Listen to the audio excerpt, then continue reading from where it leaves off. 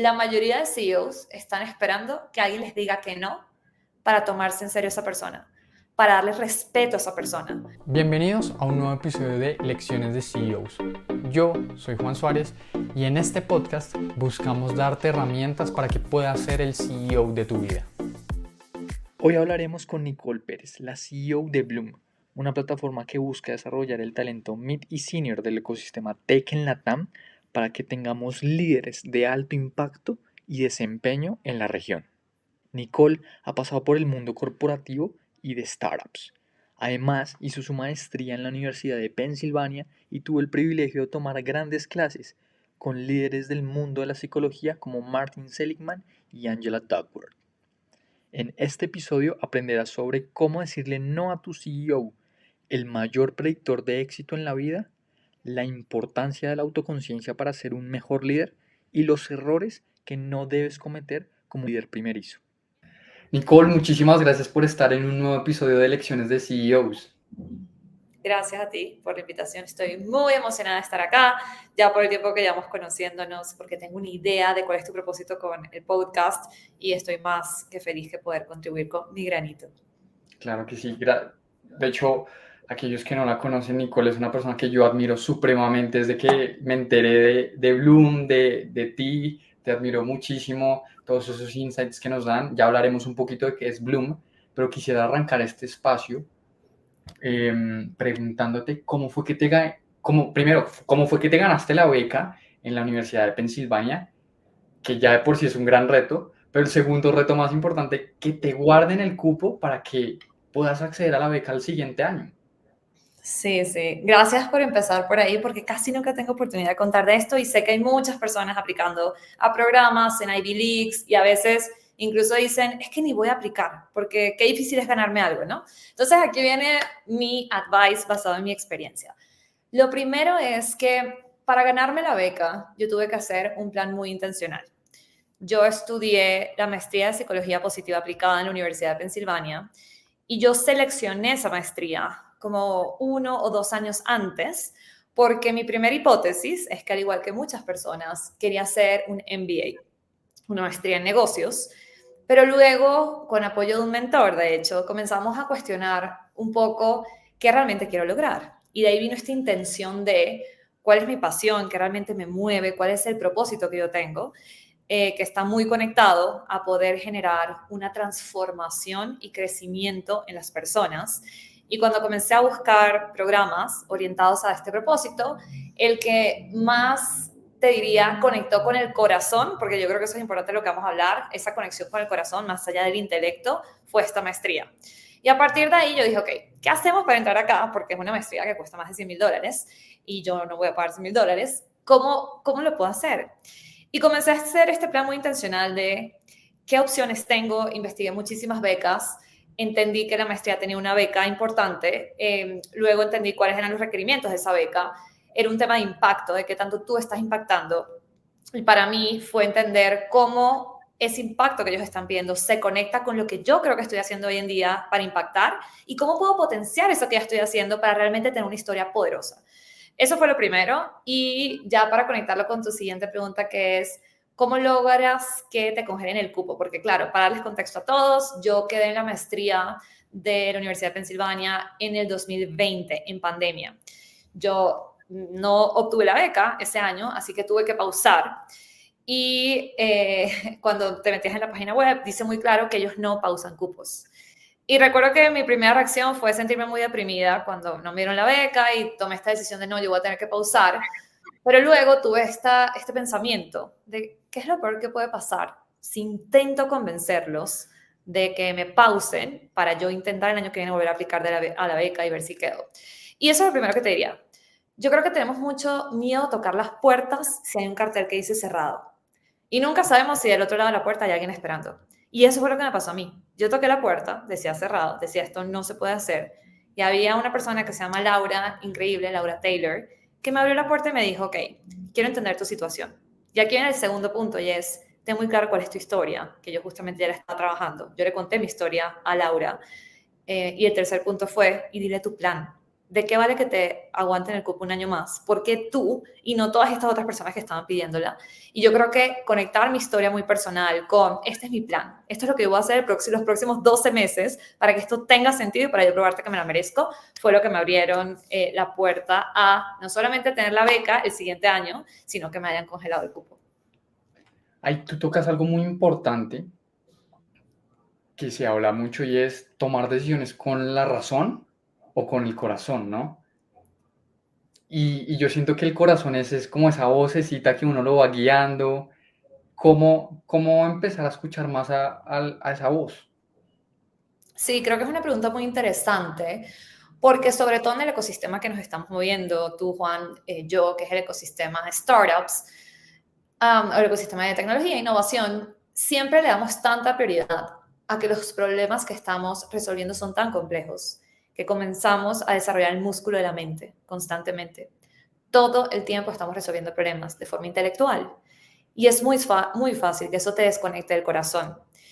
A mí llegó un punto que me desconectó totalmente. De hecho, me costaba, cuando hablaba de intuición, incluso me costaba sentir esta intuición, como que sentía que la estaba perdiendo.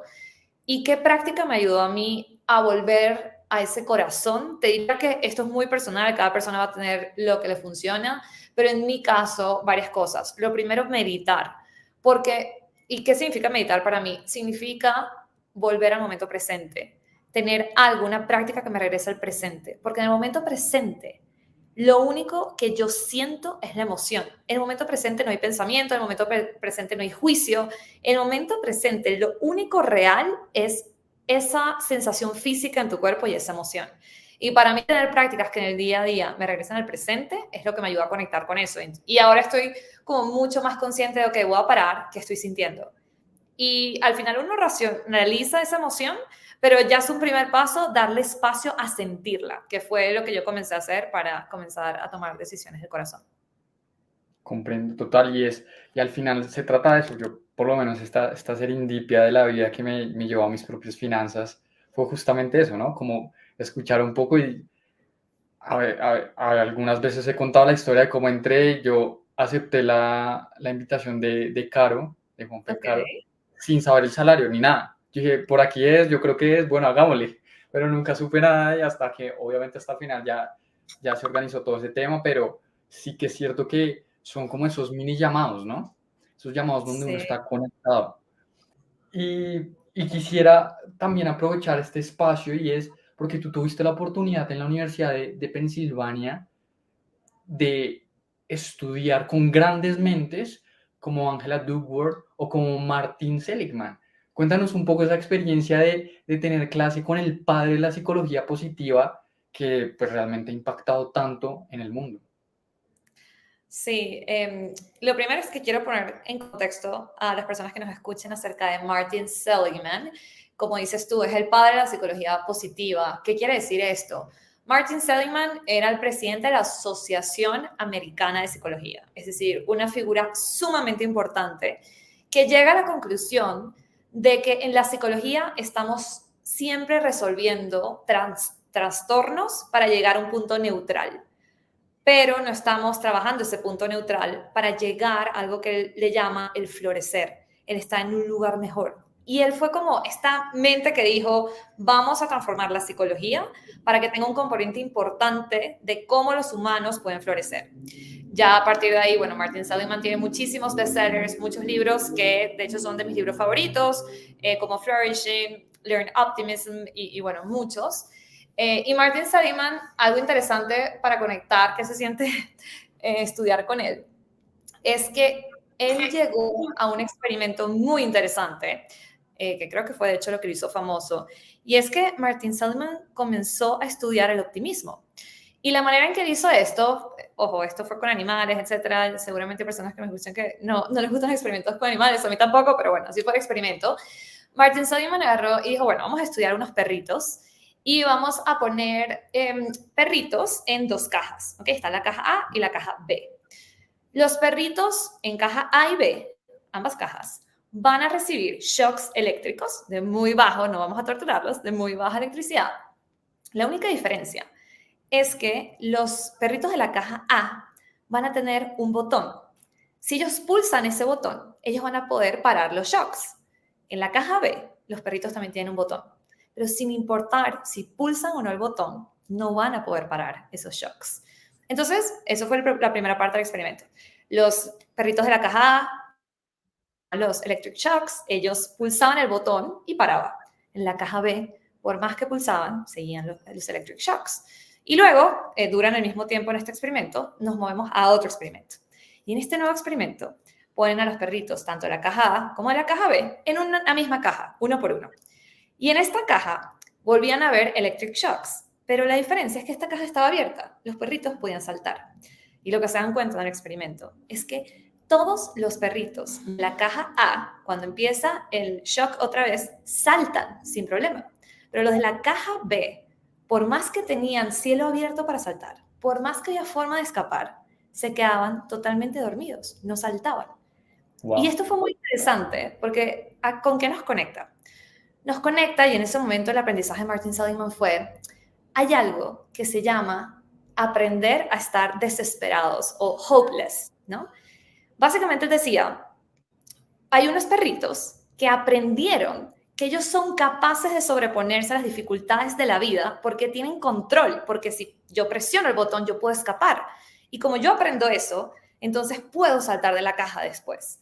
Y luego están los otros perritos que no lo aprendieron y por lo tanto se quedaron deprimidos. Esa fue la primera teoría de Martin Seligman. Luego, muchos años después, él la refinó porque encontró que en el cerebro humano hay algo que se llama el circuito de la esperanza, Hope Circuit, que literalmente se ve en un scan. Son partes de tu cerebro que se prenden cuando tú estás frente a una adversidad y encuentras una manera de sobreponerte a ella. Y lo que se dio cuenta con eso es que, conectándolo con la experiencia de los perritos, el ser humano no es alguien que sea helpless o se siente indefenso ante la vida de forma inherente. Al contrario, el ser humano trae un circuito de la esperanza en nuestro cerebro. Es la manera en que estamos hechos. Todos tenemos sentido de agencia y es nuestra predisposición, es natural.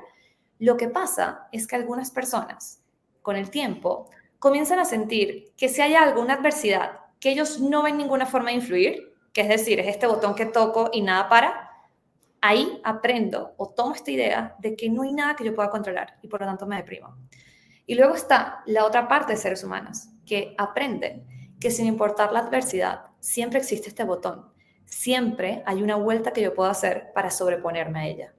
Y esto lo conecto mucho con el concepto de grit, que estoy segura que vamos a hablar de eso más tarde, pero para mí esta es una de las cosas más interesantes, aprender de la persona que estudió optimismo, que fundó la maestría de psicología positiva aplicada en la Universidad de Pensilvania, que es este presidente de la asociación, fue el presidente de la Asociación de Psicología Americana, y que básicamente que trae él a la mesa, enseñarte más allá de la ciencia de la psicología positiva, cómo todo esto tú lo puedes transferir a tu vida para ser capaz de desarrollar ese optimismo. De hecho, tiene una ecuación del optimismo y para mí todo esto que yo iba aprendiendo de él, creo que se hacía aún más inspirador por verlo a él, porque esta es una persona de ya edad avanzada, de hecho celebramos sus 80 años el año pasado, y tiene una pasión por la vida, una energía por la vida, sigue siendo una de las mentes más brillantes y ha llegado hasta ahí, no porque ha sido fácil, sino porque ha sido alguien que ante cada adversidad ha logrado sobreponerse. Así que eso es parte de mi historia de Martin Seligman. Impresionante eso que nos cuentas sobre cómo estamos configurados para sobreponernos, ¿no? Y al final darnos cuenta que el enemigo más grande que tenemos somos nosotros mismos. Y son esas barreras intangibles que nos ponemos, pero que no podemos sobreponernos. 100%, y entender que es nuestra naturaleza humana tener esperanza frente a la vida, frente a lo que sea. Es la naturaleza, es lo que ya está configurado en nuestro cerebro. Y sabiendo que es nuestra naturaleza, si sentimos que estamos en un momento de nuestra vida donde no tenemos ningún tipo de optimismo, donde nos sentimos rendidos, volver a entender que esa no es la naturaleza, que tenemos una decisión, una capacidad de desarrollar la habilidad que necesitamos para superar ese reto. Porque, como te digo, ya es parte de cómo está configurado nuestro circuito de neurotransmisores, de hecho, que fue lo que investigaron ellos en scans, lo que se prende en nuestro cerebro. Al final, de hecho lo estaba viendo, una referencia en lecciones, subí un reel precisamente, me acuerdo de Karol G, la cantante, que en un concierto ella dijo eso, como que cuando estaba pasando por un momento oscuro de su vida, ella se dio cuenta que la decisión de estar bien o estar mal era de ella y que al final no había nadie más a quien culpar o responsabilidad, sino era justamente de ella. Entonces me resonó preciso eso y creo que al final también se relaciona con este meme, ¿no? De el señor que está viendo, están en el bus, ¿no? Y la persona que está viendo hacia afuera está feliz y la otra que está viendo hacia la montaña y está un poco triste, ¿no? Depende de qué decisión quieras tomar, ¿no? Sí, y quiero, porque siento que ya estamos teniendo como una conversación acerca de esto muy interesante, porque ese ejemplo que me das de Karol G, al final es un tema de interpretación. Los hechos son simplemente hechos. El que le pone la calcomanía de esto es malo, esto es bueno, somos nosotros. Es un tema de cómo yo interpreto la adversidad. Y hay tres factores para interpretar la adversidad. Una es la temporalidad. Yo creo que cuando me enfrento a un reto, ese reto va a estar ahí el resto de mi vida o creo que es algo circunstancial, que tiene un tiempo límite. Si yo creo que tiene un tiempo límite, va a ser más fácil para mí sobreponerme a esto. Lo segundo es, creo que es algo generalizado, es decir, afecta todo en mi vida o que está acotado. Si yo pienso que eso está generalizado, me voy a sentir deprimido en todos los aspectos, pero si yo logro entender, mira, este reto solamente habla de mi capacidad de analizar data, no habla de mi capacidad de comunicarme o de liderar o de estas otras cosas, si yo logro acotarlo, logro superarlo, es más fácil. Y lo tercero es que tanto yo ese reto pienso que habla de mí, de mi persona, o entiendo que se ve sometido por factores externos que yo no puedo controlar. Cuando yo lo llevo a la persona, me deprimo, porque pienso, esto es mi identidad. Cuando lo dejo en factores externos, entiendo, hay tanto que afecta, que no me puedo juzgar. Así que si aterrizamos un poco esto a lo que decías de Karol G, yo creo que algo que a mí me ha ayudado a cambiar mi postura frente a adversidades y de hecho a cada vez perderle más el miedo, obviamente eso nunca se quita, pero cada vez tengo menos miedo de enfrentarme a adversidades, es tener en cuenta que yo decido cómo interpretarlas y que estos tres criterios, si los manejo bien, me ayuda a tener una interpretación balanceada que me permitirá la acción. Eso me acuerda también bastante a Rafa Nadal cuando decía que bueno, estos grandes deportistas que generalmente son diferentes en esos momentos cruciales que uno dice, no, aquí yo fallaría, estaría muy nervioso, ahí es donde en este caso sacan su mejor tenis. Y él decía, es que yo me recuerdo, es que solo es un partido y ya, no importa si lo gano o lo pierdo, no me va a definir como persona. Entonces, relaciono bastante eso y un poco también trayendo a Rafa Nadal con ese concepto de grit que tocabas hace un momento. Esto es un concepto yo muy único porque le permite a uno identificar cómo desarrollar esa pasión y esa perseverancia, ¿no? Y es cuando uno dice, bueno, ¿qué significa la pasión y la perseverancia en la vida?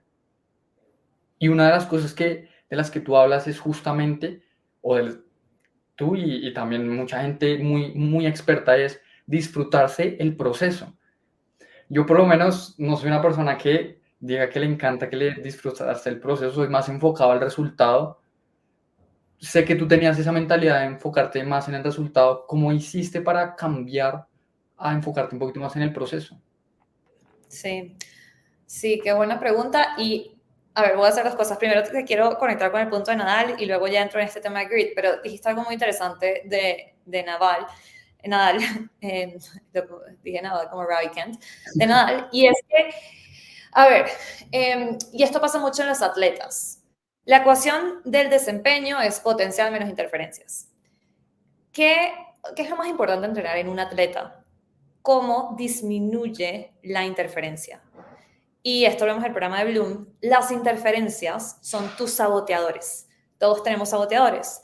En lo que se vuelven muy buenos los atletas de alto desempeño y por lo tanto también líderes de alto desempeño, deberíamos apuntarle lo mismo, es que esa interferencia, que es una voz en mi cabeza que me dice, no estoy listo, no lo puedo lograr, esto no me va a salir bien, y lo hice bien la vez pasada, pero esta vez no, y qué va a decir esto de mí, todo eso lo logras apagar. Y la manera de apagarlo, principalmente, si yo te tengo que decir, haz esto para apagarlo, en el programa lo vemos como PQ Reps, como repeticiones de psicología positiva, pero si aterrizamos esto, sería tener un momento, pueden ser 5 segundos de regresar al cuerpo, como habíamos hablado, y conectar con cómo se sienten las sensaciones físicas en este momento presente.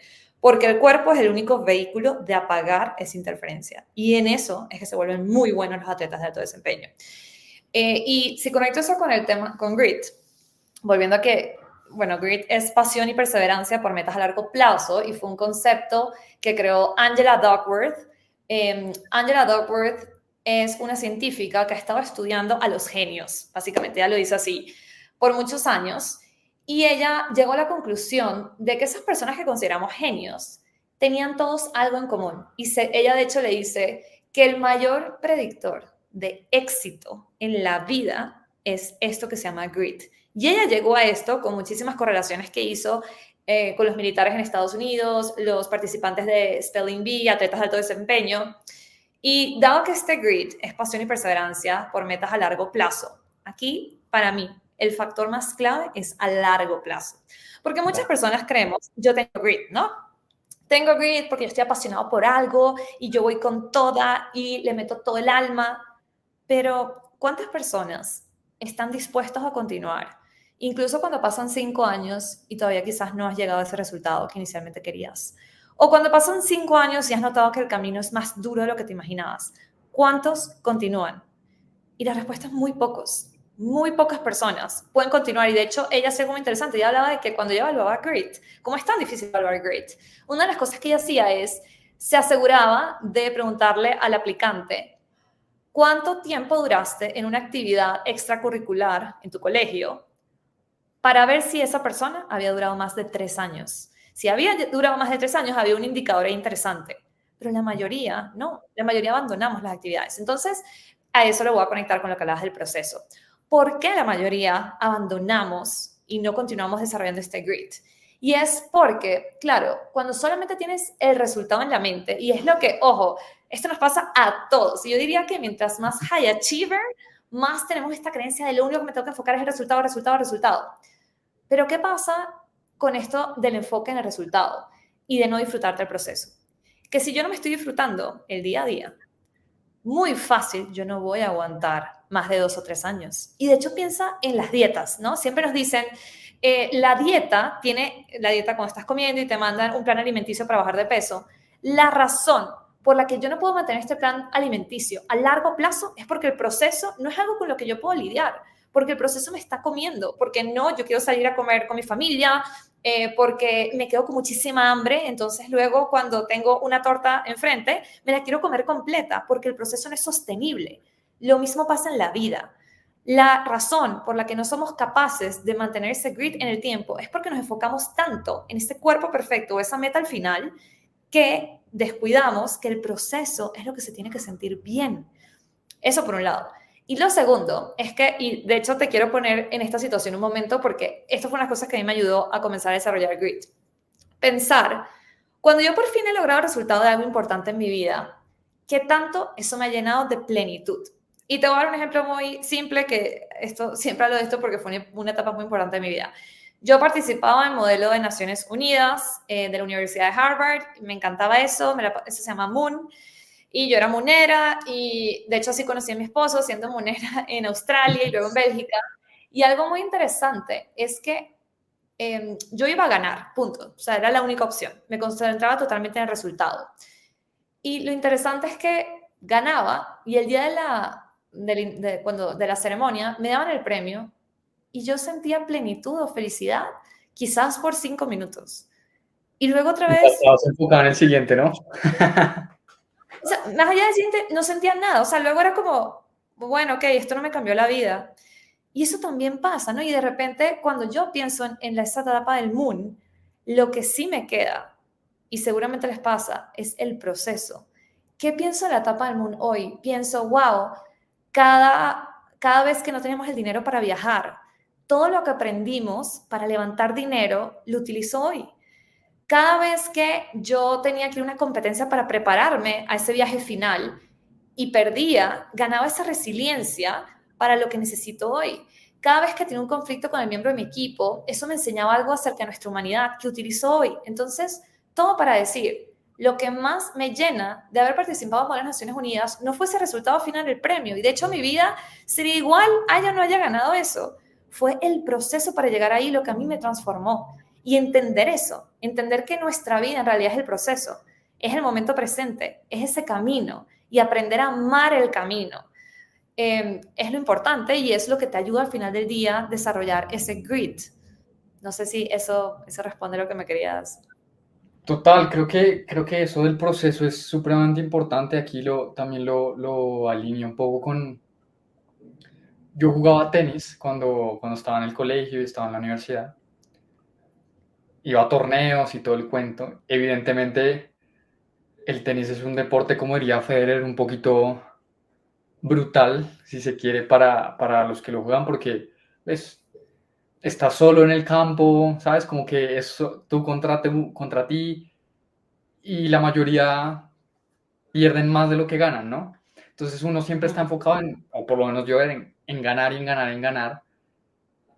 Y yo creo que en la medida que uno se enfoca más en ganar y en ganar y en ganar, pues tiene incluso más probabilidades de perder. O sea, hoy lo veo ahorita, ¿sabes? Como que uno no ve ese proceso de, ok, tengo que mejorar mi derecha, mi revés, quizás mi saque, ¿sabes? Como que esos pequeños detalles. Entonces, totalmente de acuerdo contigo, creo que ese proceso es vital y creo que está muy relacionado al síndrome del impostor, porque algo que tú tocabas hace un momento también es la gente que está enfocada en los resultados y ser muy hiperachiever, pues se cataloga a sí misma por lo que consigue. Entonces, claro, como ese proceso se vuelve doloroso, pues está el síndrome del impostor que es impresionante. Tú hiciste tu tesis de la maestría sobre el síndrome del impostor. Cuéntame, para aprender mucho más de ti, ¿qué aprendiste de ti? Sí, y antes de contarte de la tesis de maestría, eso que acabas de decir, me conectó con algo que a mí me ha ayudado y lo comparto por si a alguien más le ayuda. Y es que, tal cual como tú decías, como solo enfocarte en ganar hace que el proceso sea doloroso, y ya sabemos que es importante enfocarse en el proceso, pero no sabemos cómo empezar. Algo que a mí me está ayudando es siempre hacerme la pregunta, ¿quién quiero ser en el proceso? ¿Cómo me quiero sentir en el proceso? Y me hago esa pregunta incluso hoy en día, cuando estoy teniendo un mal día, cuando mi equipo no está llegando a la meta, cuando noto que como líder estoy frustrada y estoy mostrando esa frustración a los demás. Literal, hago una pausa y digo, ¿quién quiero ser en este momento? ¿Cómo me quiero sentir? Y solo eso, el hacerte la pausa, la pregunta correcta y tomar la decisión, me cambia y me lleva a la acción. Entonces, simplemente una recomendación que dejo ahí. Con respecto al síndrome del impostor, sí, y la razón por la que yo decido este tema para la tesis es porque yo toda mi vida sentí esta batalla con el síndrome del impostor. El problema es que yo pensaba que yo estaba sola. Claro, como el síndrome del impostor al final es una voz en tu cabeza que te dice, tú no eres tan bueno como le has hecho creer a otros que eres.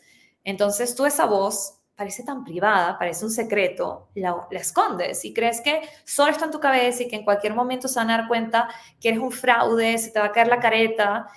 Y claro, yo pasé toda mi vida con ese secreto y era un secreto muy doloroso porque cada vez que yo lograba algo yo no me lo creía.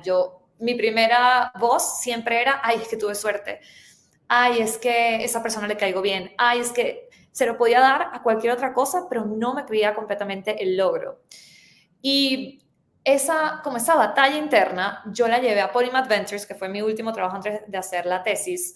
En Polymath Ventures yo era la líder de talento para todo el portafolio y Polymath Ventures es un startup studio. Por lo tanto, yo trabajaba muy de cerca con cada C-level y founder. Y cuando me di cuenta que todos los CEOs de startups sienten exactamente lo mismo que yo, es que comienza esta idea de, wow, esto no era solo en mi cabeza, esto está en la cabeza de todas estas personas que objetivamente han logrado cosas más grandes que yo. Yo tengo que estudiar esto y tengo que entender cómo nos sobreponemos a esto. Y comienzo a hacer la tesis y hay varias cosas que aprendo acá que se las quiero ir compartiendo. La primera es que este síndrome del impostor lo tenemos el 70% de la población. Y yo siempre hablo de esto en un taller que doy, y es que el porcentaje es más grande que incluso las personas que toman café. Y en Colombia siempre hago este ejercicio porque cuando hago el taller y pregunto, bueno, ¿quiénes toman café? La gente levanta la mano. Y luego cuando vemos quiénes se sienten impostores, es incluso más. Más personas se sienten impostores que las que toman café.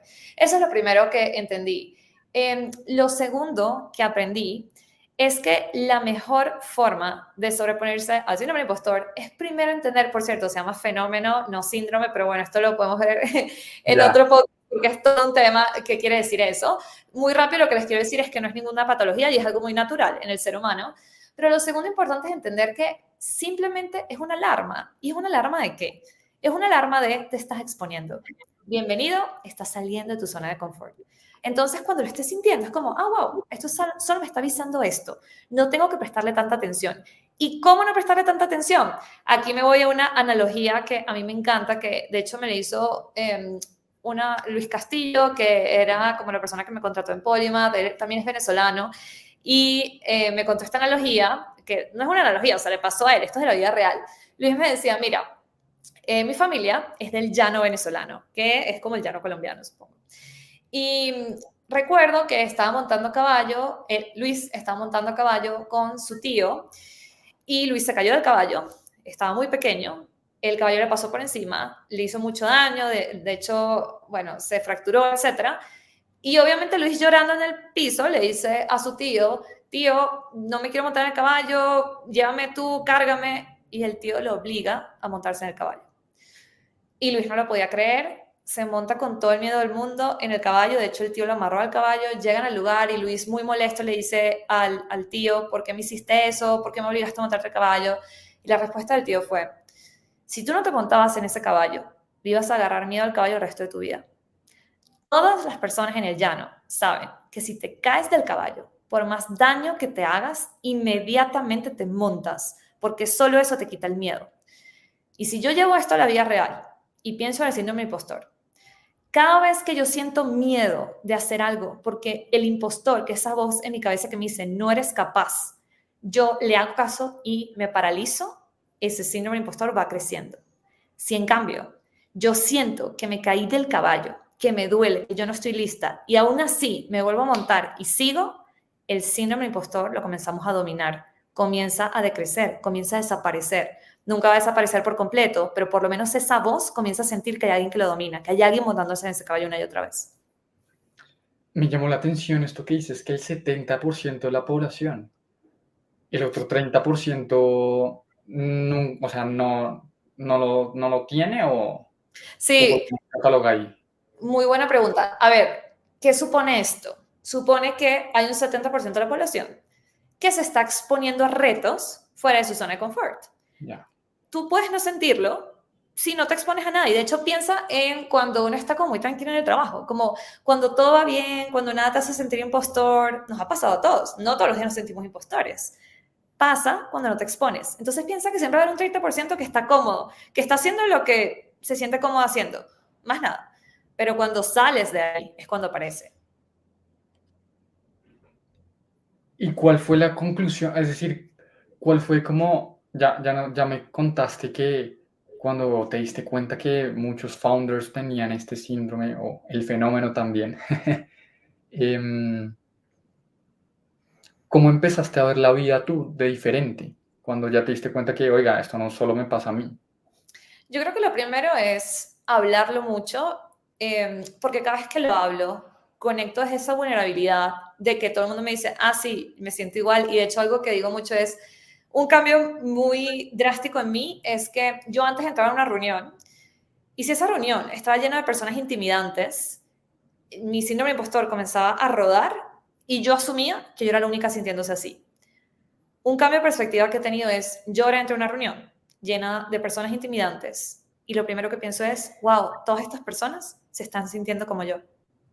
Todas estas personas acá en este instante se sienten como impostoras. Todas. Y de hecho, hay, los que no lo han visto, hay un video súper bueno de uno de los founders, no me acuerdo del startup, voy a ver si lo consigo, pero él habla, es un founder australiano de uno de los startups de mayor crecimiento a nivel global y él cuenta que cuando él fue a una convención de founders por haberse ganado el premio de EY, del emprendedor del año, se sienta en esta mesa súper importante y le dice a la persona al lado, uy, yo siento que yo no debo estar acá, yo en realidad no tengo nada que ver con esta gente porque no he logrado tanto como ellos. Y este founder, que de hecho era como el founder más grande en esa mesa, le responde, llevo 5 años ganándome este premio y viniendo acá y no hay un año que me sienta diferente, me sigo sintiendo un fraude. Entonces, todo esto para decir, uno de los cambios de perspectiva para mí ha sido entrar a la reunión y saber, esto que siento yo lo sienten todos, no estoy sola. Y nada más eso me ayuda a bajarle esa voz, porque es compartida. Lo segundo es perderle el miedo. Antes lo veía como, no, tengo este secreto dentro de mí que nadie debe saber. No, hoy lo veo como, ok, está esta alarma, acaba de sonar, no pasó nada, ya sé cómo manejarla. Nicole, estoy acá, voy a exponerme, voy a hacer algo por esto y no me voy a paralizar. Te diría que esos son los 2 cambios de perspectiva más grandes que he tenido. Me gusta mucho eso que tú dices de es una alarma nada más, simplemente verlo desde esa perspectiva y no sentir que esa alarma va a durar para siempre, ¿no? Como que se va prendiendo a veces, como esta caricatura de Intensamente, ¿no? Que a veces como que se prende y todo esto que me parece supremamente importante. Hablemos un poquito de tu experiencia en Polymath, porque cuando llegaste a liderar un equipo, tu equipo te renunció como a los 3 meses. ¿Cómo te sentiste en ese momento? Y ya después, ¿qué hiciste para salir de ahí? Sí, lo primero es que obviamente me sentí un fiasco, me sentí muy mal, sobre todo porque yo venía de ganarme un premio de liderazgo en Procter Gamble porque lideraba una línea de producción de Pampers y eran 30 operarios a mi cargo, claro, un perfil muy diferente al que me encontré en Polymath, que éramos más mid-levels, muy inteligentes, brillantes, ¿no? Entonces, lo primero es sentir eso de, wow, yo pensé que era buena y resulta que soy un fiasco, ¿no? Ese choque. Pero luego muy rápido fue hacerme la pregunta, como, ¿qué está pasando? ¿Por qué esto me está pasando?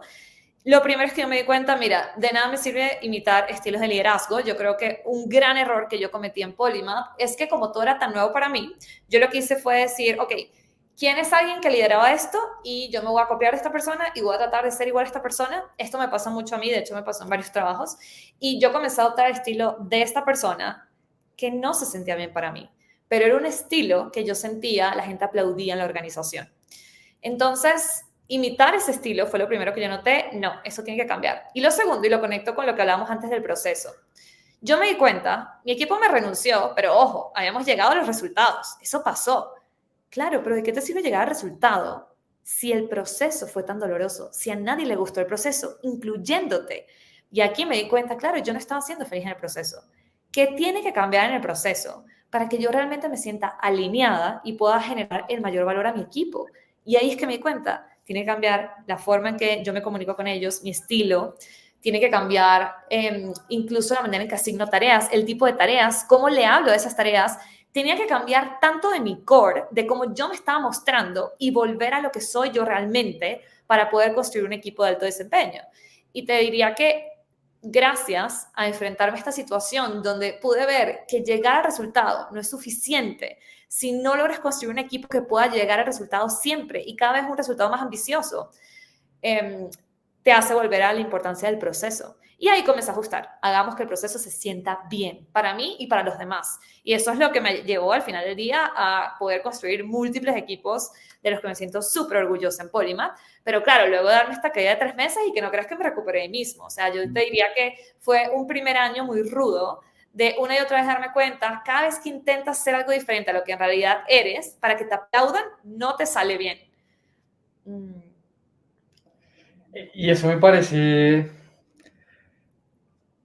o sea, creo que el momento que viste me pareció muy duro porque, pues justamente, digamos que de eso nació Lecciones de CEOs y es, ok, tienes personas a cargo, ¿cómo se hace esto, no? Y uno empieza a ver, bueno, tenemos a las superestrellas, Jeff Bezos, Steve Jobs, todos ellos, y uno dice, bueno, ¿qué puedo sacar de ellos o cómo yo me puedo comportar igual a ellos? Porque si ellos con ese comportamiento tuvieron todo ese éxito, pues en teoría debería ser así. Y ahí es cuando uno empieza a chocarse cuando se da cuenta que no es así. Porque un poco replicándolo a tu ejemplo de la persona, este líder de Polymath, pues seguramente tenía su estilo y no sé, voy aquí a inventar, pero en momentos de tensión de pronto se lanzaba un chiste que ponía a la audiencia un poquito más tranquila, pero después volvía a colocar la mano firme.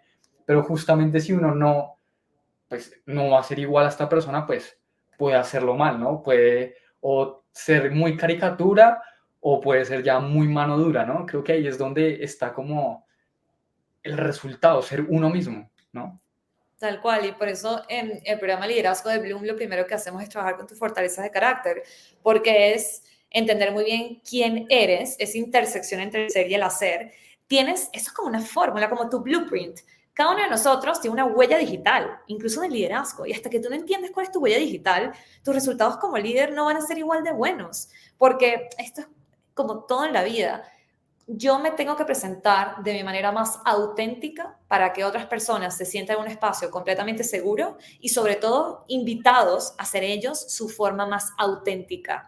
Y si eso ocurre, tú puedes lograr algo muy interesante porque todo el mundo está motivado, porque se siente seguro, en confianza.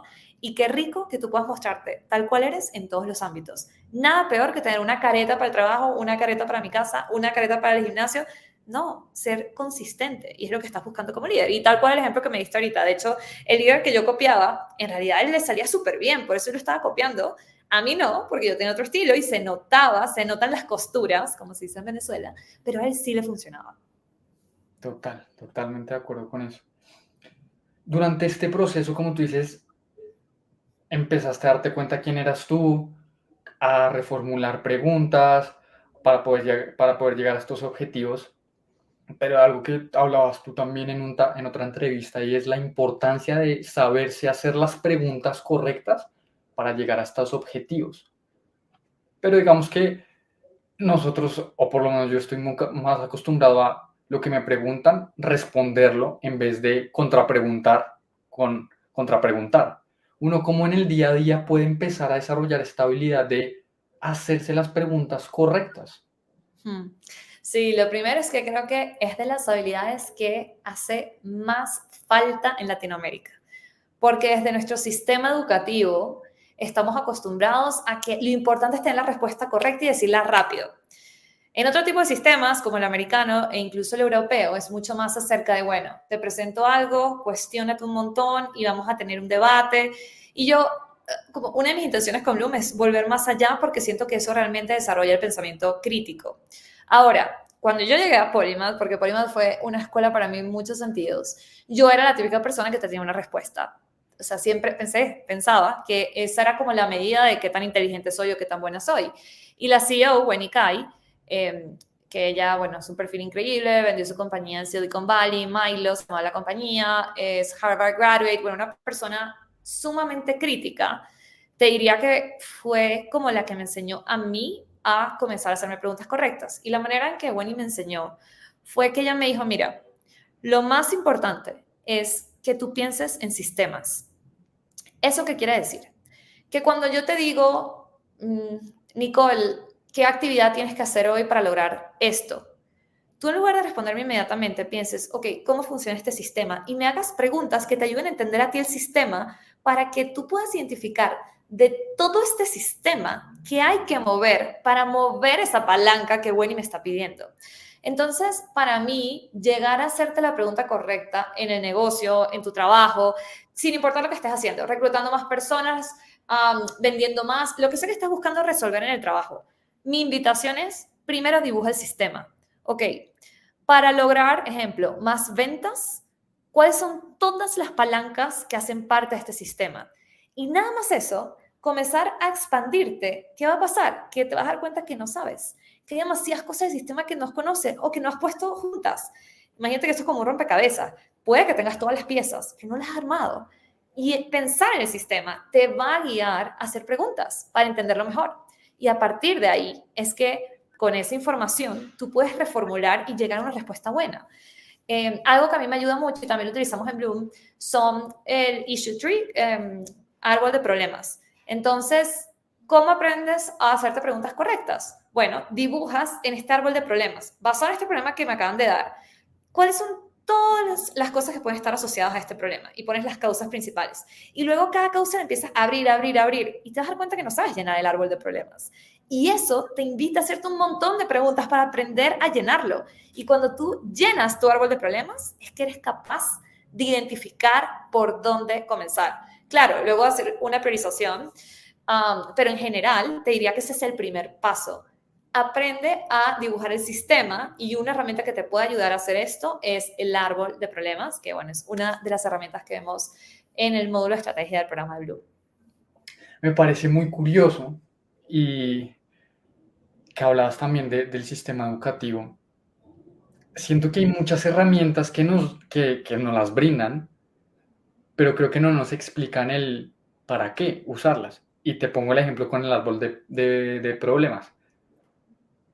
Ese árbol de problemas, estoy seguro que lo vi como en quinto, en sexto, para plantear una investigación de la materia de biología, algo así. Pero evidentemente yo decía, esto me aburre, o sea, esto yo no le encuentro algo práctico, ¿sabes? Porque no lo voy a ver más allá. Pero ahora que lo traigo, no sé, 10 años después, 15, 20 años después, ahora le encuentro la utilidad. Es lo mismo que, qué sé yo, la fórmula del dinero en el tiempo. Claro, uno está en matemática financiera, uno no le encuentra esto, pero cuando lo trasladamos a finanzas personales e inversiones, pues ya hace mucho más sentido. Entonces creo que ese árbol de problemas me parece muy valioso. Incluso en su momento Daniel Bilbao le decía, si a usted lo sacan o está cambiando como, o quiere cambiar de carrera, es muy importante que usted pare un momento y diga qué quiero, pues se pregunte qué quiero hacer. Y creo que ese árbol de causas, si se quiere, de problemas, puede ser un gran inicio, ¿no? Estoy totalmente de acuerdo y fíjate que James Pawelski, que fue uno de mis profesores en la maestría de Penn, James Pawelski decía, yo no espero que ustedes de mi clase salgan con respuestas.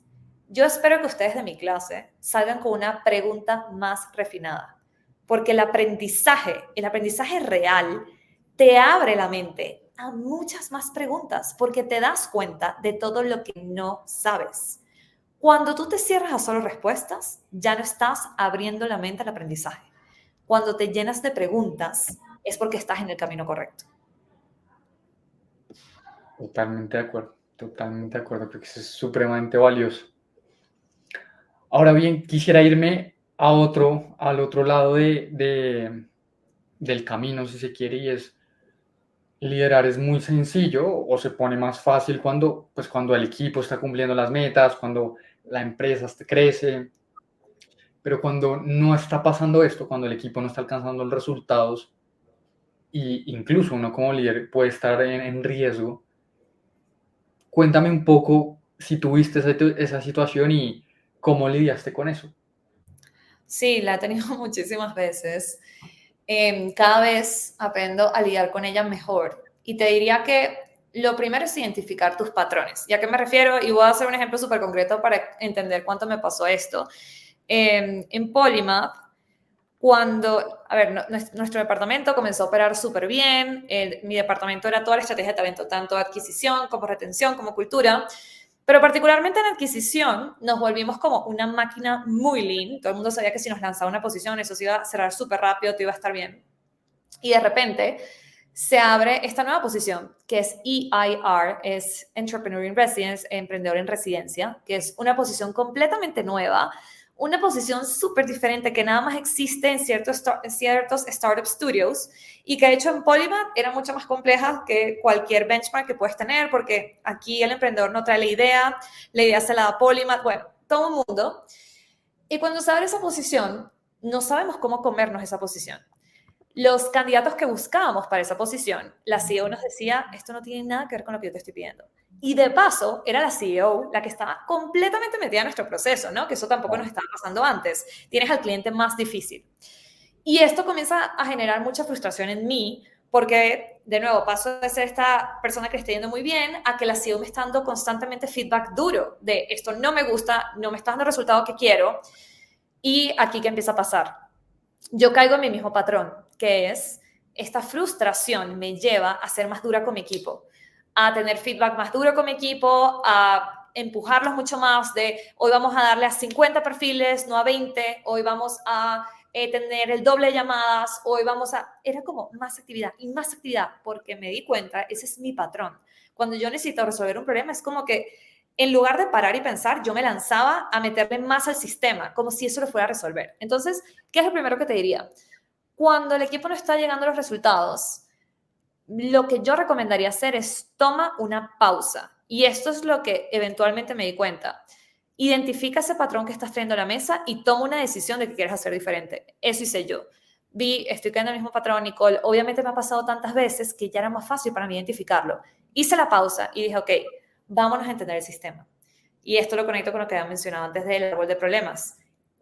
Vamos a dibujar este sistema para entender cuáles son las palancas que juntos podemos mover para resolver el problema que no hemos podido resolver. Y esta fue una decisión de cómo me quiero sentir en el proceso. Fíjate cómo vamos conectando todo lo que hemos hablado en el podcast. Cuando yo me hago la pregunta, ¿cómo me quiero sentir? Yo me quiero sentir en este proceso como una líder diferente a como tiendo a sentirme cuando no llego a los resultados. En lugar de ser esta líder que empieza a empujar y quemar, quiero ser la líder que invita a colaborar y a resolver juntos. Entonces, involucro a todos en vamos a dibujar el sistema y vamos a identificar por dónde comenzar. Y nos sentamos todos, hicimos el dibujito, mira, todas estas son las variables, ahí nos dimos cuenta, la primera que hay que traer a la mesa es a Wenny, tenemos que entrar en su cerebro, entender qué quiere con el EIR y luego contrastarlo con lo que hay en el mercado y llegar a qué es posible, qué no, presentárselo, alinear expectativas y a partir de ahí salir a experimentar. Pero todo esto vino de una decisión consciente de cuando el equipo no va llegando a los resultados, yo puedo o entrar en mi patrón de cuando me frustro, y esto nos pasa a todos los líderes, o puedo pausar, tomar una decisión distinta, irme por otro camino que sea colaborativo y que me ayude a resolver en conjunto, que fue lo que hice yo. Sí, no sé si por ahí va No, la pregunta. total. Y creo que ahí tú tocas algo muy importante y es que también se habla en el programa de liderazgo de Bloom y es entender a tus stakeholders y en este caso a entender a tu CEO qué era lo que realmente quería para poder a partir de ahí pues empezar a trabajar y empezar a trabajar con tu equipo, ¿no?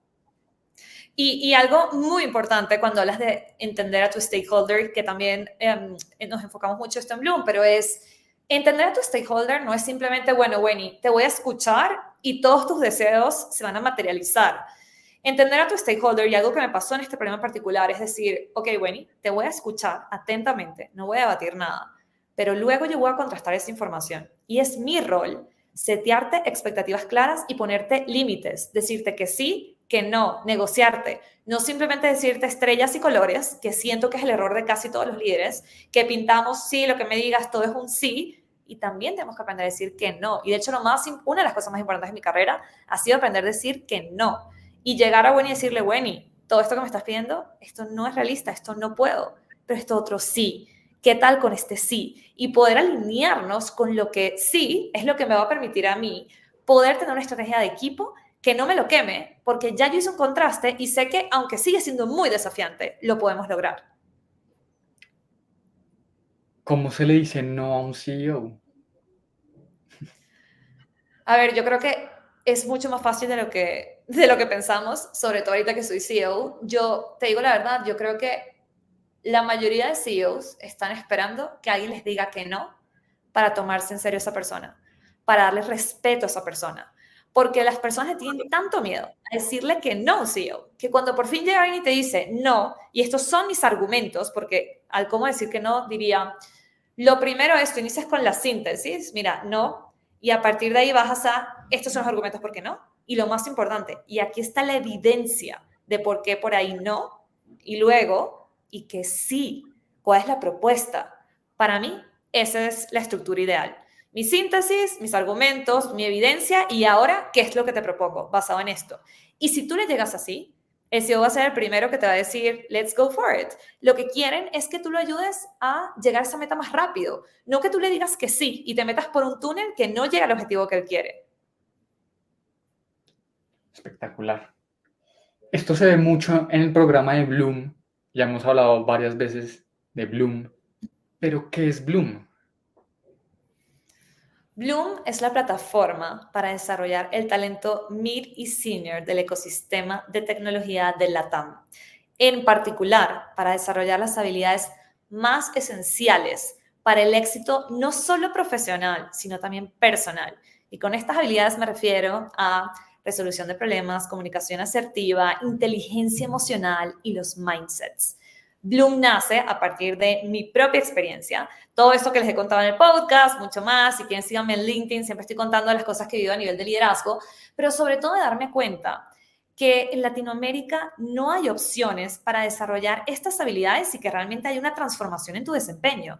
Y la razón de eso es porque para transformar tu desempeño, tú necesitas combinar contenido de muy alto nivel, que es el que estamos trayendo de Ivy Leagues o de todo el conocimiento que tuve en Penn, con que sea muy práctico, con herramientas, frameworks, muy estilo startup, que dame algo que yo pueda aplicar mañana y ver resultados. Y finalmente, una comunidad potente. Y para lograr esta comunidad potente, nos enfocamos en hacer un proceso de selección, que de hecho nos toma mucho tiempo y a lo que le invertimos muchos recursos, para escoger a personas que están en este mismo nivel que les comentaba, mid y senior, y enfrentándose a retos similares. ¿Y eso a qué te lleva? Que cualquier reto que tú te enfrentes dentro de Bloom, lo más seguro es que ya hay alguien que ha pasado por ahí. Ya hay alguien que le puedes preguntar. Entonces, más allá de todo esto que puedes aprender de liderazgo, te diría las cosas más potentes es entrar a una comunidad de líderes de alto nivel.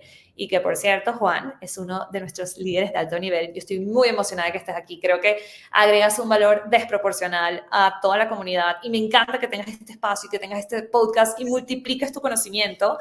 Y que de hecho lo hagas con este propósito de quiero mejorar mis habilidades y por eso tengo este podcast.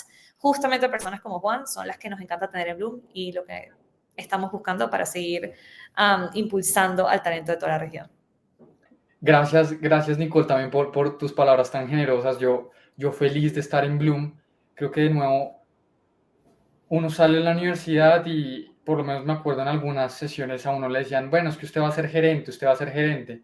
Sí, pero si uno va a ser gerente, cuando uno se enfrenta al mundo real, no tiene ni las herramientas para poder liderar, que eso es ser un líder. Que también, de nuevo, en eso inició Lecciones de CEO. ¿Cómo soy un líder que transmite, que impacta? Y apenas me enteré de Bloom, creo que dije, esto lo tengo que hacer sí o sí, no importa la hora, el día, tengo que entrar y creo que es supremamente valioso y te agradezco por el programa, por todas las iniciativas que hacen, creo que es algo espectacular. Y un pilar que tiene Bloom son los mentores, ¿no? Porque los mentores en nuestra vida son muy valiosos, nos ayudan o nos guían en esos espacios. Tú tienes a uno que se llama Salvador Cepeda, cuéntame quién es él y en qué situación puntual, seguramente habrán muchas, pero una que te haya marcado. Sí, Salvador Cepeda es el CEO de Autolab. Autolab es una de las ventures del portafolio de Polymath. Y a ver, le decimos Chava, por cierto. Chava fue mi mentor desde que entré a Polymath. Yo lo escogí muy intencional. Yo me di cuenta muy rápido que Chava tenía muchas ganas de enseñar en temas de liderazgo que a mí me apasionaban, en temas de talento, de organización, de cultura. La manera en que yo escogí el mentor fue siendo muy intencional en qué quiero desarrollar y quién es la mejor persona que me puede llevar por este camino. Eso es uno. Y lo segundo, quién es una persona que yo note que le apasiona enseñar, ¿no? Porque puedes ser un experto en el tema que quieres, pero si no es una persona que le va a dedicar tiempo a ayudar a otros, no recomendaría que pierdas el esfuerzo ahí. Pero mi punto, o a lo que decías de qué fue lo que más me ha marcado de Chava, yo recuerdo en particular que en uno de los momentos que yo estaba más frustrada porque había una situación que me estaba incomodando. Esta situación era con uno de los C-levels. Y cuando digo incomodando, aquí no estamos hablando de harassment ni nada, era simplemente que yo entraba a una reunión y sentía que mi opinión no estaba siendo tan escuchada. Era una C-level mujer, tampoco era un tema como de hombre-mujer, no. Y yo le comentaba a Chava la situación. Y cuando Chava me decía, ¿por qué no hablas con esta persona? Mi respuesta era, es porque es un C-level. Qué pena yo decirle como lo que siento, qué me va a decir.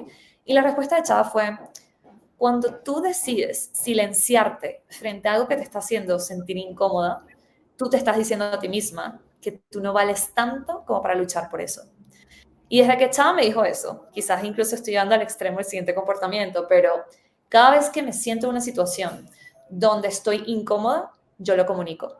Sin importar si es C-level, si es inversionista, si es una persona que me intimide, es, mira, En estos momentos, lo comunico con todo el modelo CEDAR que vemos en el curso de Blue, pero es básicamente cuál es el contexto, cuál es un ejemplo, por qué crees que está pasando esto, que es como diagnosticarlo juntos y luego qué podemos hacer diferente. Lo comunico tal cual para llegar a un acuerdo de cómo yo me puedo sentir mejor y escuchar la perspectiva de la otra persona porque seguramente hay algo válido de ese lado también. Así que sí, eso es uno de los aprendizajes más importantes que me ha llevado Chava y me ha acompañado a lo largo de mi carrera y creo que me ha ayudado mucho a siempre luchar para mantener mi autoestima, para demostrar que yo me importo. Y yo me importo quiere decir que frente a cualquier situación que me haga sentir lo contrario, lo voy a comunicar para arreglarlo. ¿Cómo es el quote? ¿Cómo es la cita? Perdóname. ¿Me la puedes repetir? Sí, es por cada vez que tú decides silenciarte frente a algo que te incomoda, tú te estás diciendo a ti misma que eso que sientes no vale tanto. Y el hecho de que te estés diciendo que no valen tus sentimientos, que no vale esa incomodidad que traes a la mesa, va a bajar cada vez más tu autoestima. La manera de salir de ahí es tomar la acción y decir, voy a comunicarlo, sin importar quién sea, porque yo valgo y esto que siento vale. Wow, espectacular. Creo que, y uniendo tres situaciones junto con esta, o sea, contando esta, cuando tocaste la puerta para que te guardaran el cupo de la beca, ahorita que estábamos hablando de lo valioso que es decirle no a tu CEO, creo que es eso, ¿no? Es lo que identificaba es tener ese espacio de poder comunicar algo, ¿no? Y de lo que realmente piensas. Y no sé si podría decirse valentía, porque al final no hay que tener tanto miedo, pero sí poderlo comunicar, poderlo expresar, ¿no? Sí, Ahora, el programa de Bloom es espectacular, yo lo recomiendo. En octubre van a abrir cupos, así que nada, les voy a dejar el link para que se puedan registrar al proceso de selección en las notas del podcast. Pero es un contenido de muchísimo valor. Si yo quizás estoy en un momento donde no puedo entrar al programa porque tengo muchas ocupaciones o no sé, tengo alrededor muchos aspectos, ¿qué podría empezar a trabajar o en qué debería enfocarme para empezar a generar más impacto como líder? sí, cuña publicitaria, el programa, el siguiente cohort arranca el 18 de octubre y los que escuchen este podcast, vamos a darles una beca de referido de parte de Juan. Entonces, Juan, cualquiera que venga por ti, le damos la beca de Buenísimo, referido, espectacular. que es del 15%. Y volviendo a por dónde empezar. A ver, si no puedo hacer este programa, si ahorita no puedo hacer una inversión, lo que sea, y necesito saber qué hacer, te diría, comienza con inteligencia emocional. Y para comenzar con inteligencia emocional, si tienes que hacer una cosa, te diría, haz el test de saboteadores, que Juan, de hecho, sería bueno compartirlo, identifica Seguro. el tuyo y comienza a trabajar con eso. Mientras yo trabaje en mis interferencias, esos saboteadores, esas voces en mi cabeza que no me permiten ser el mejor líder que puedo ser, ese es tu 80-20. Eso es lo que te va a generar los mejores resultados a largo plazo. La comunicación, todas las otras habilidades vienen de creértela, de sentirte cómodo con quien eres, que para mí ha sido, digamos, el tema fundamental durante todo el podcast de hoy. Tengo que aprender a luchar por mí y eso empieza reduciendo esas interferencias. Wow, espectacular. Creo que supremamente importante son los saboteadores. Me identifiqué muchísimo en esta sesión que hicimos, donde había muchas personas que tenían el mismo saboteador que yo. Y decía, lo mismo, uno cree, ah, estas situaciones solo las vivo yo. Y no, resulta que muchas personas tienen el mismo saboteador, incluso como los mismos patrones que lo detonan. Entonces ahí es como muy game changer, como wow, qué espectáculo esto y poder compartirlo, ¿no? 100%. Si uno llega al cargo por primera vez, lidera gente, ¿cuál dirías tú que son esos tres do's y tres don'ts que deberíamos tener en cuenta? Sí, yo incluso los voy a juntar porque normalmente el do viene como combinado con no hagas esto otro. Entonces, el primero sería, el error número uno que yo veo con los primeros líderes es que no comunican los objetivos y la expectativa de esos objetivos de una manera granular. Cuando tú estás comenzando en tu rol de liderazgo, no lo lleves, no seas como general, que simplemente dices, hay que alcanzar esto y lo dejas ahí. Ten todo para llevarlo a un nivel de mucha granularidad. Es decir, tenemos que alcanzar esta meta. ¿Por qué? Por estas razones. ¿Y cómo lo vamos a hacer? Vamos a hacer esto. Que tú puedas llevarlo a un accionable muy puntual es lo que va a ayudar a tu equipo a digerirlo de una manera que vas a saber qué hacer al día siguiente de manera súper clara. Entonces, lo primero es eso. Lleva lo general a lo granular. Ese es el do y el don't. Lo segundo sería, quítate el miedo a hacerlo mal. La mayoría de las primeras veces que somos líderes nos va a salir mal. Es la primera vez que estás haciendo algo nuevo y permítete fallar. Yo creo que lo que he notado es que la primera vez que somos líderes nos damos palo. Y si te das palo, es más duro esa curva de aprendizaje. Mi recomendación, ¿cuál es? Piensa que todos los que han estado en tus zapatos les ha costado al inicio. Date esa palmadita. No tengas miedo a estar ahí. Más bien acepta que puede venir cualquier error y continúa. Eso te va a ayudar a que te adaptes más rápido a esa curva. Y finalmente, lo tercero que diría es, ten check-ins con tu equipo con la mayor frecuencia posible. Los primeros managers le tienen mucho miedo como a esta sensación de jerarquía, ¿no? Y de hecho creo que caen en uno de estos dos patrones. O me vuelvo tu mejor amigo o me vuelvo esta figura aislada porque no podemos ser amigos. ¿Qué ayuda o qué hacen estos check-ins frecuentes? Que tú encuentres el balance correcto. El balance correcto es, ni voy a ser tu mejor amigo, pero podemos tener una muy buena conexión. Quiero escucharte y traer eso a la mesa. Y quiero que tú también me conozcas. Ese es el balance que las personas que son managers por primera vez deberían buscar. Recuerden que siempre van a estar moviéndose entre estos dos extremos y que los check-ins frecuentes te van a ayudar a conectar de la manera correcta y encontrar el balance que esa persona necesita. ¿Qué es frecuente? ¿Una vez a la semana? ¿2 veces a la semana? A ver, yo creo que funciona perfecto una vez cada 2 semanas. Ya, perfecto. Buenísimo. Pues Nicole, muchísimas gracias por este espacio. Creo que ha sido un espacio lleno de aprendizaje. Empecé a conectar más puntos de tu experiencia también con el programa y me llevo eso de, te digo, mis fortalezas de carácter. Una de las más bajitas es la valentía, o por lo menos las que debo trabajar más. Y eso que tú dices, ¿no? Tener ese espacio de decir, oiga, de pronto no es así, vamos por este lado, obviamente con argumentos, creo que es fantástico. Así que de verdad, muchísimas gracias por este espacio. Sé que tienes una agenda apretada, pero ha sido un espacio lleno de aprendizaje y para poner en práctica, ¿no? Feliz de aportarte, Juan, como te dije y te sigo diciendo, para lo que necesites, nosotros con nuestros Bloomers somos amas y yo creo que tú eres de los Bloomers más especiales que tenemos, así que siempre cuenta con Bloom y conmigo. Y nada, muchísima suerte. Creo que eso que hablabas de valentía, solo el hecho de que estés haciendo este podcast ya es el primer paso y te felicito por eso. Te agradezco, te mando un gran abrazo y nos estamos viendo en un evento de Bloom próximamente. Claro que sí. Este episodio con Nicole está lleno de aprendizajes y si quieres profundizar en el curso de liderazgo de alto desempeño de Bloom, sin duda alguna te recomiendo que lo puedas hacer. Te dejo el link para que puedas entrar a la convocatoria de este maravilloso programa. Nos vemos pronto. Te mando un gran abrazo.